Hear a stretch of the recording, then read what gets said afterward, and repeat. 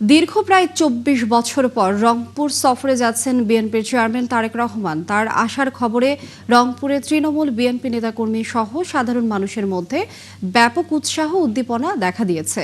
তাদের দীর্ঘদিনের বঞ্চনা ও অবহেলার অবসান ঘটবে এমন আশায় নতুন করে উজ্জীবিত হয়েছেন তিস্তাপাড়ের মানুষ।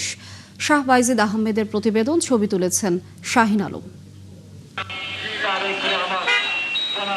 বৃহস্পতিবার রংপুর চেম্বার অব কমার্স ভবনে রংপুর মহানগর ও জেলা বিএনপির উদ্যোগে সংবাদ সম্মেলন করে দলীয় প্রধানের আসন্ন সাংগঠনিক সফর নিয়ে বিস্তারিত জানান নেতারা।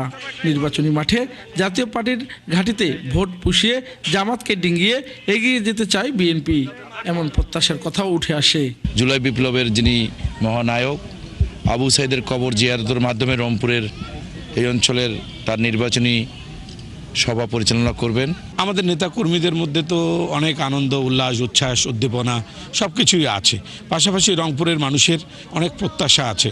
শুক্রবার ৩০শে জানুয়ারি রংপুরের কালেক্টরেট ঈদগাহ মাঠে একটি সমাবেশে ৫ লাখ মানুষের সমাগম করতে চায় বিএনপি।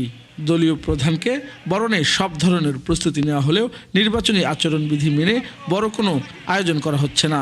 আমি একজন প্রার্থী হিসেবে আমার কাছে তো সুর মরুত যেন এক পশলা বৃষ্টি তারেক রহমানের আগমনকে উপলক্ষে। তারেক জি আসছে, রংপুরবাসী হাসছে। রংপুরের স্থানীয় বিএনপির নেতারা জানান, দলের প্রধানের কাছে অবহেলিত উত্তরবঙ্গ উন্নয়নের দোরগোড়ায় পৌঁছানোর পরিকল্পনা তুলে ধরবেন তারা। চেয়ারম্যানের জনসভার ক্ষেত্রে কিছু শিথিলতা আছে, সেটি মেনেই চলবো আমরা। আর বৃহত্তর রংপুর যেহেতু সবসময় বৈষম্য শিকার হয়েছে, উন্নয়ন বঞ্চিত হয়েছি, আমরা আশা করছি যে এইবারের জনসভার মধ্য দিয়ে আগামী নির্বাচনে এই বিএনপির নেতৃত্বেই রংপুরের এই বৈষম্য কেটে যাবে। আইন শৃঙ্খলা রক্ষাকারী বাহিনীর কর্মকর্তারা জানান, সমাবেশের আগে ও পরে পর্যাপ্ত নিরাপত্তা নেওয়া হয়েছে। আমাদের গোয়েন্দা নজরদারি আছে, ট্রাফিক ব্যবস্থাপনা আছে।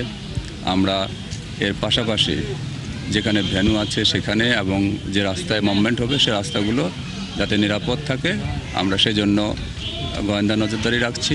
সব মিলিয়ে ২ যুগ পর তারেক রহমান রংপুর সফরে এখন রাজনৈতিক অঙ্গনের প্রধান আলোচনা।